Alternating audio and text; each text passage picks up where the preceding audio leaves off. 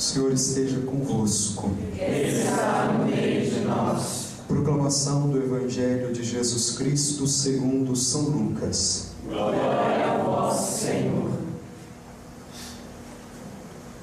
Naquele tempo, quando as multidões se reuniram em grande quantidade, Jesus começou a dizer: esta geração é uma geração má. Ela busca um sinal, mas nenhum sinal lhe será dado, a não ser o sinal de Jonas. Com efeito, assim como Jonas foi um sinal para os ninivitas, assim também será o Filho do Homem para esta geração. No dia do julgamento, a rainha do sul se levantará juntamente com os homens desta geração e os condenará, porque ela veio de uma terra distante para ouvir a sabedoria de Salomão.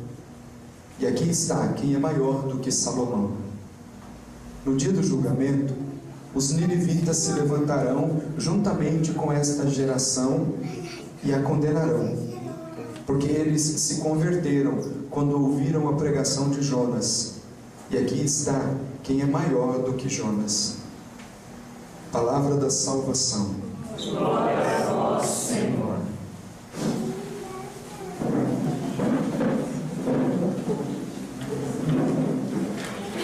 Louvado seja nosso Senhor Jesus Cristo. Para sempre seja louvado. Irmãos e irmãs, como nós já sabemos muito bem, o tempo da Quaresma é um tempo intenso de chamado à conversão.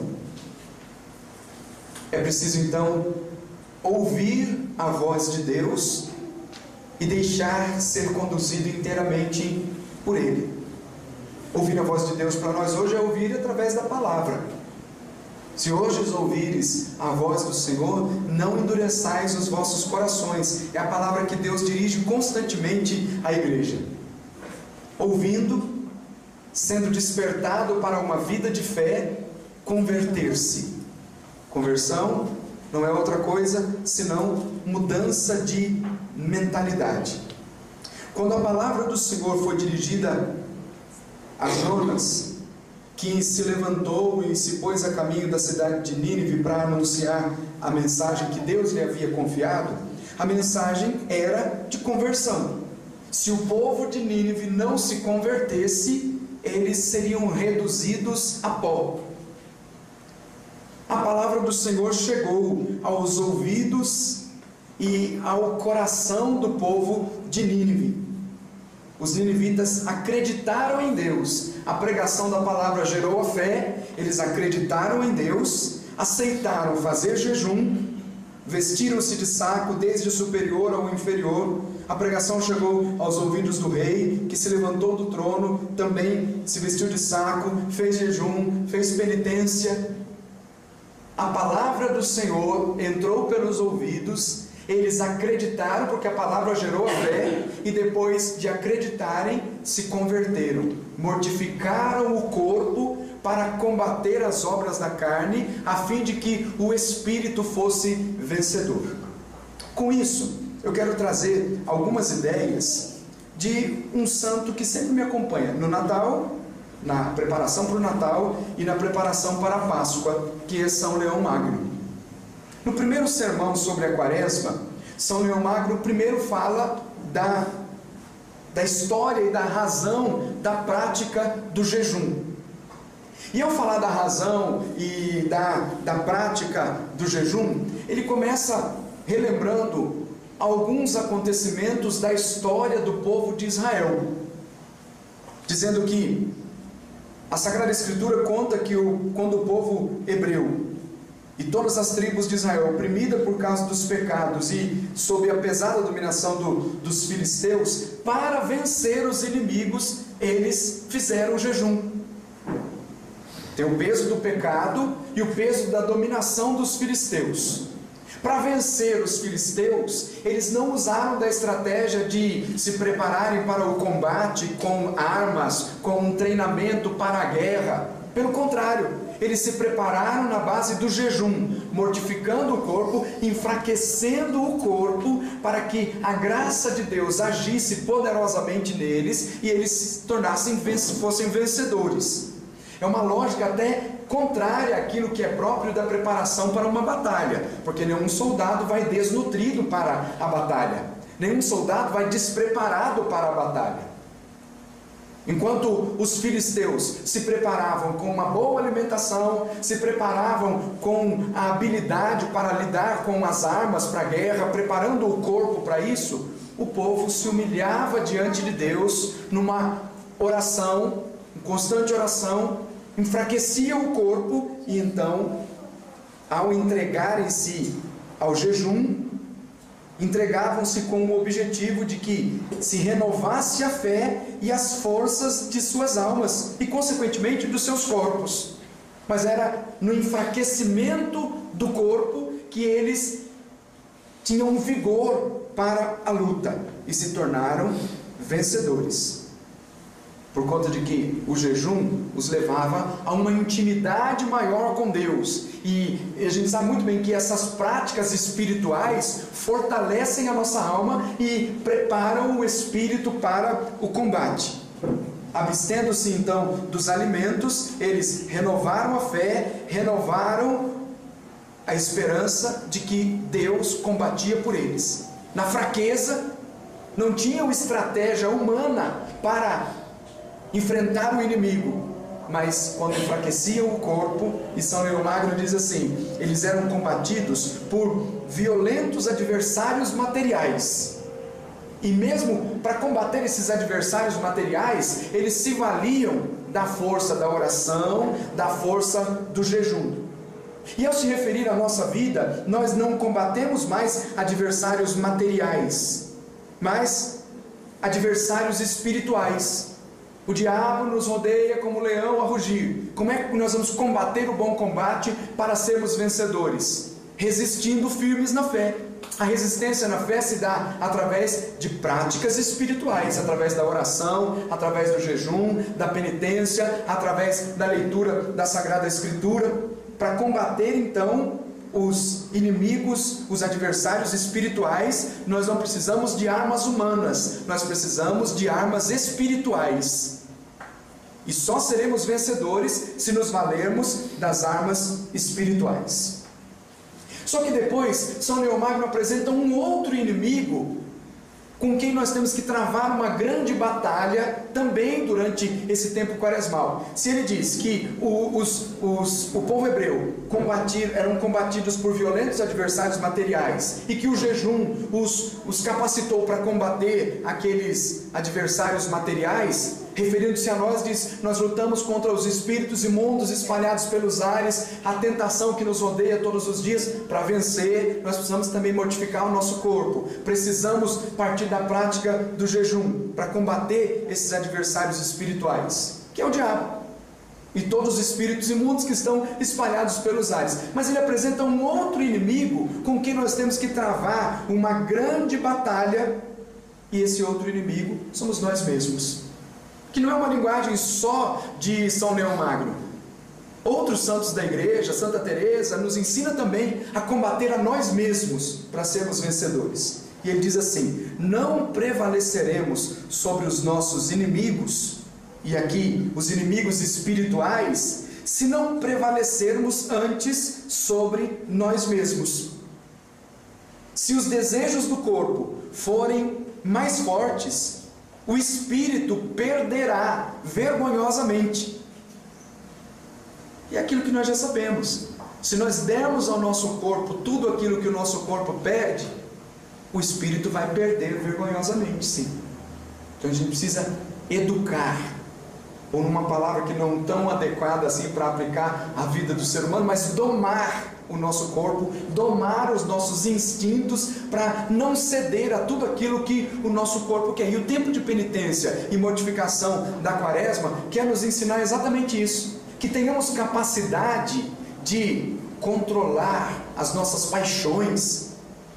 Claro que é uma capacidade proporcionada pela graça do Espírito, mas é preciso que façamos um esforço para combater a nós mesmos. Se nós dermos ao nosso corpo tudo aquilo que nós queremos, nós acabamos caindo no pecado da gula, acabamos caindo no pecado da vaidade e de tantas outras coisas que vêm de mãos dadas quando nós não combatemos a nós mesmos.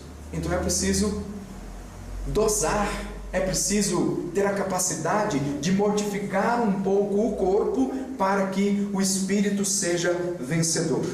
Há um combate entre os desejos da carne que se opõem aos do espírito e os do espírito aos da carne. Se nessa disputa os desejos do corpo forem mais fortes, o espírito perderá vergonhosamente. E do contrário, se nós fizermos a vontade de Deus, se os desejos do espírito é que forem saciados, então o espírito será vencedor. Então nós não podemos dar tudo aquilo que o nosso corpo quer. A gente tem que se mortificar um pouco. Mortificar na hora de levantar é um sacrifício. Mas eu podia dormir um pouquinho mais. Mas se você conseguir acordar mais cedo, você inclusive consegue fazer a sua oração. Então tem que mortificar um pouco o corpo. Mas é só mais 15 minutos, Senhor. Mas esses 15 minutos você pode dedicar colocando-se na presença de Deus. Mas é só mais um pouquinho de comida. Mas pode fazer um esforço durante esse período quaresmal de comer menos, então. O corpo quer mais, deseja mais. Mas nós temos que ser capazes de dizer não preciso de tudo isso. E assim, mortificando-se para que o espírito seja vencedor. E tantas outras coisas mais.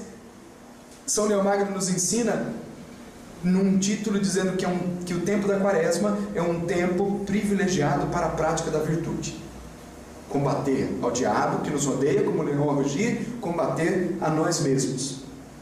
Depois, esse tempo é um tempo de um serviço mais intenso do Senhor, de se colocar mais na presença de Deus. Então é preciso lutar. A luta deve ser constante na vida de todo o cristão. Nós temos que combater as tentações. As tentações nunca deixarão de existir. Quando nós rezamos o Pai Nosso, nós rezamos assim: não nos deixeis cair em tentação. Nós não dizemos assim: Senhor, acaba com as tentações, tira as tentações do nosso caminho. As tentações sempre vão existir, nos odiarão sempre. O problema está em cair na tentação. Então nós temos que lutar todos os dias num espírito constante de vigilância para não cair em tentação. Porque caindo na tentação, a tentação nos leva para o mal, nos leva para a perdição. E quanto mais nós nos aplicarmos, por isso que São Leomagno fala que é um tempo mais intenso de servir ao Senhor. E até diz assim, que quando nós entramos para uma batalha, prepara-te então para a batalha. Entra para o serviço do Senhor, prepara-te então para o serviço do Senhor. Porque quanto mais nós nos aplicarmos para fazer a vontade de Deus, maiores serão as tentações. Quanto mais você rezar, maior será a tentação. Então é um espírito de vigilância constante. Porque engana-se aquele que acha que progredindo na virtude, rezando mais, então está livre de todos os ataques, está livre de todas as tentações. Pelo contrário, os que intensificam a busca de Deus vão ter mais tentação no seu caminho, porque o diabo quer colocar a perder aquele que está se esforçando para trilhar o caminho da virtude. O diabo não vai aplicar força para colocar a perder quem já está perdido. Então as suas forças serão aplicadas para colocar a perder aquele que está buscando progredir no caminho da virtude. Quanto mais nós nos aplicarmos a zelar pela nossa salvação, a zelar pelo crescimento da virtude, tanto mais ferozes serão os ataques dos adversários. Então é preciso lutar no espírito de vigilância, valendo-se das armas espirituais que a igreja nos apresenta neste tempo, que não é só para este tempo, é para a nossa vida inteira, mas valendo-se das armas espirituais que nos são apresentadas pela Sagrada Escritura. Se nós lutarmos com as armas espirituais, nós seremos vencedores. Se lutarmos com a nossa própria força, nós seremos então perdedores. Se quisermos ser vencedores, é preciso combater. Nenhum soldado é vencedor se não entra para o combate, se não entra para a luta. Pelo contrário, se ele não combater, ele é um covarde. Uma vez que entramos para a luta, é preciso combater.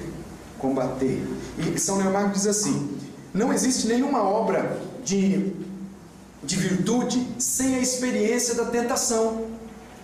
Então aqui, a experiência da tentação produz a virtude. Então, a tentação, ela é má na medida em que nós caímos na tentação, mas ela nos rodeia, e se nós somos vigilantes e progredimos na virtude, essa tentação, ela servirá para o crescimento da virtude. Não existe nenhuma obra de virtude sem a experiência da tentação, nenhuma fé sem provações, nenhum combate sem inimigo e nenhuma vitória sem compromisso. Então é preciso estabelecer um compromisso com Deus, é preciso enfrentar a tentação na força nossa não, na força que vem do Espírito, com as práticas espirituais, e só seremos vencedores se combatermos. E depois, a ideia maravilhosa que São Leomagno dá do jejum é ao dizer que se diminuir um pouco a força do corpo, nós aumentamos o vigor da alma. Mas fala com uma linguagem tão simples. Nestas armas espirituais, iniciamos sem preguiça e sem medo a luta que nos é proposta. Então essas duas coisas são importantes, porque com preguiça a gente não consegue combater, com medo a gente não consegue enfrentar as tentações, não consegue lutar contra nós mesmos, não conseguimos lutar contra os inimigos. Então é preciso que nesse combate iniciemos sem preguiça e sem medo na luta que nos é proposta, de tal forma que nesse estágio onde se combate pelo jejum, não nos contentemos apenas com a abstenção do alimento. Existem tantas outras coisas, o jejum do alimento também, precisa ficar claro isso, fazer jejum para enfraquecer o corpo, é jejum do alimento também, mas nós temos tantas outras coisas que nós temos que deixar para que cresçamos na virtude e estejamos mais na presença de Deus, para aumentar então o vigor da alma. A gente precisa entender e mortificar também um pouco nestas outras áreas, além de mortificar o corpo, mortificar as nossas vontades, porque então nós, por conta disso, nós seremos vencedores.